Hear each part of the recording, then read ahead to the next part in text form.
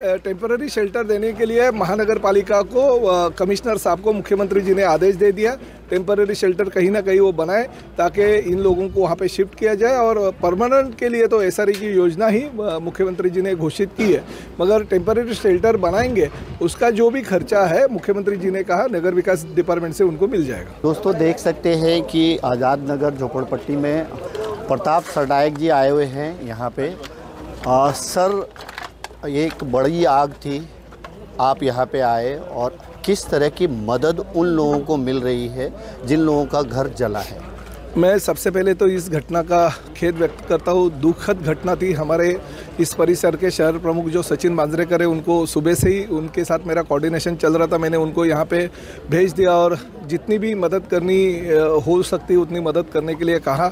साथ ही मैं अधिवेशन में चला गया और 11 बजे जब ये अधिवेशन शुरुआत हो गया तो 11:08 में मैंने एक मुद्दा अधिवेशन में रखा और उस दौरान मैंने कहा कि मेरे कॉन्स्टिट्यूंसी में आज़ाद नगर नाम की झोपड़पट्टी है जो मीरा भाईंदर महानगर पालिका क्षेत्र में है, उनमें 40-50 झोपड़े जल गए। तो उनको उनका पुनर्वसन करने के लिए MMRDA के घर की ज़रूरत है। वो घर देने का फैसला राज्य शासन ने लेना चाहिए। उप मुख्यमंत्री जी ने उस वक्त ये कहा कि ये जिम्मेदारी जो है नगर विकास डिपार्टमेंट के है। माननीय मुख्यमंत्री जी को इस बारे में मैं कहूँगा। हमने मुख्यमंत्री जी से जिस वक्त मुलाकात की तो मुख्यमंत्री जी ने तुरंत हमारे जो म्यूनसिपल कमिश्नर है संजय काटकर जी, उनके साथ बात की। संजय काटकर जी ने पूरा जो घटना घटी उसके बारे में उनको जानकारी दी। उसमें उन्होंने कहा कि 30 से 40 झोपड़े जल गए। तो हमने ऐसा निर्णय ले लिया, पूरे शिवसेना के माध्यम से सुबह से उनका चाय नाश्ता खाने का जो हमारा समाज कारण का हमारा हेतु है वो स्वच्छ हेतु से हमने वो तो हम कर रहे, मगर साथ ही में लोग डर गए थे कि आज़ाद नगर के बाकी के झोपड़े को भी सरकार खाली करेगी या महापालिका खाली करेगी। तो उनको मैं दिलासा देने के लिए यहाँ पे आया कि आपको डरने की ज़रूरत नहीं, आपके घर झोपड़े जो है वो कोई तोड़ेंगे नहीं। हाँ, व्यापारी अगर कोई अपना बस वहाँ पे बसते हैं और व्यापारीकरण करते हैं और लाखों रुपये कमाते हैं तो उनके खिलाफ हम लोग हैं। मगर जो लोग अपने बाल बच्चों के साथ, बुजुर्गों के साथ अगर घर में रहते हैं, पुराने लोग हैं, तो उनको SRA के माध्यम से रीडेवलपमेंट करने का हमने परमिशन राज्य शासन से ले लिया, जो महानगर पालिका को भी मंजूर होना चाहिए। कॉरपोरेशन भी उसका NOC दे देगी, क्योंकि कॉरपोरेशन की रिजर्वेशन की जगह यहाँ पे प्लेग्राउंड का और खासकर सामाजिक वनीकरण का रिजर्वेशन है। उस रिजर्वेशन पे ये लोग बसे। कुछ लोग तो ऐसे ही है, मीरा भाईंदर शहर के पुराने नेता जो यहाँ पे जो झोपड़ियाँ थी वो झोपड़ियाँ भी बसा दी और उसका FSI और TDR भी खा गया, ऐसे भी लोग हैं। तो ये ठीक है, हमें राजनीति में कुछ जाना नहीं है आगे, मगर एक बात तय हो गई है कि इन लोगों को यहाँ से हटाएंगे नहीं, यहाँ पे बसाएंगे उन लोगों को, ताकि SRA के माध्यम से सभी लोगों को पक्के घर दे देंगे। और रूल के हिसाब से ऐसा है कि जितने भी झोपड़े होंगे उनको SRA के रूल के हिसाब से घर देने पड़ेंगे।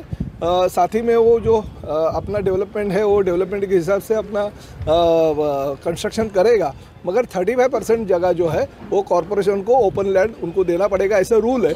रूल फॉलो करते हुए ये SRA की योजना जल्दी से जल्दी यहाँ पे कैसे इम्प्लीमेंट हो इसके लिए हम कोशिश करें।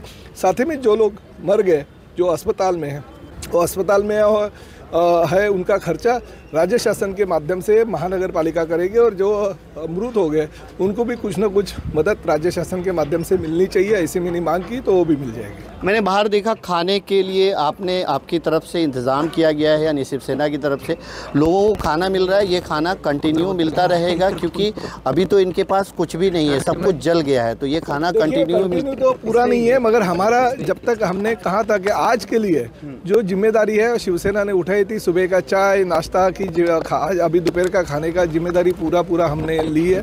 हम कोशिश करेंगे कि यहाँ पे सामाजिक संस्था और कोई है वो भी आ गया है और लोगों को खाना वगैरह खिलाए, मगर आखिर एक ना एक दिन तो उनको अपनी जिम्मेदारी करनी है। आखिर लोग भी कितने दिन उनको मदद करेंगे। तो जो झोपड़ियाँ जल गई है उन लोगों ने खुद के आके अगर हमारे पास कुछ मांग की तो उसके ऊपर जरूर विचार किया जाएगा। टेम्पररी इन लोगों को शेल्टर दिया जाएगा सरकार की तरफ से। ये टेम्पररी शेल्टर देने के लिए महानगर पालिका को कमिश्नर साहब को मुख्यमंत्री जी ने आदेश दे दिया। टेम्पररी शेल्टर कहीं ना कहीं वो बनाए ताकि इन लोगों को वहाँ पे शिफ्ट किया जाए। और परमानेंट के लिए तो SRE की योजना ही मुख्यमंत्री जी ने घोषित की है, मगर टेम्पररी शेल्टर बनाएंगे उसका जो भी खर्चा है मुख्यमंत्री जी ने कहा नगर विकास डिपार्टमेंट से उनको मिल जाएगा। Thank you so much sir, हमसे बात कर। दोस्तों, आज़ाद नगर का इलाका कहीं ना कहीं झोपड़पट्टी इलाका बहुत बड़ा है और आप यहाँ तक तो कहीं ना कहीं देख सकते हैं कि आग लग चुका है, पूरा सब कुछ ख़त्म हो चुका है। लेकिन इसके पीछे यानी वो साइड भी बहुत सारे झोपड़े हैं।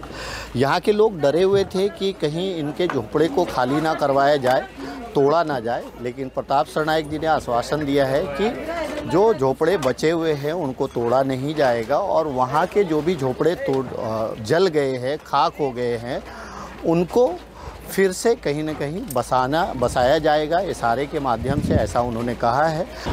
दोस्तों, इस वक्त मैं गोल्डन रेस सर्कल के पास हूँ और यहाँ पे आप देख सकते हैं कि शिवसेना की तरफ से कहीं ना कहीं उन आज़ाद नगर झोपड़पट्टी जो जला है, सब कुछ जल के खाक हो गया है, तो शिवसेना की तरफ से उन लोगों को आज सुबह से चाय, नाश्ता और खाना दिया जा रहा है यहाँ पे। इस बारे में प्रताप सरनाईक जी ने भी जिक्र किया। इसी के बगल में जो है झोपड़पट्टी है, वो मस्जिद दिख रही है, वहाँ पर ही झोपड़पट्टी वो जल करके पूरी तरह से खाक हो गया है और अब इनके पास खाने पीने के लिए भी कुछ बंदोबस्त नहीं है। तो इसलिए आज के दिन प्रताप सरनाईक जी की तरफ से, शिवसेना की तरफ से यहाँ पे इन लोगों के खाने पीने का इंतज़ाम किया गया है। और प्रताप सरनाईक जी ने ये ज़रूर कहा है कि टेम्परोरी जो भी लोग हैं उनको टेम्परोरी शेल्टर दिया जाएगा और अलग अलग अन्य संस्थाएं भी आ रही है जो इन लोगों की मदद करना चाह रही है। प्रताप सरनाईक जी के द्वारा यहाँ पे भरपूर मदद की जा रही है और ये आश्वासन दिया गया है कि आने वाले दिनों में भी उनसे हर संभव जितना भी हो सकेगा मदद करने की प्रयास करेंगे।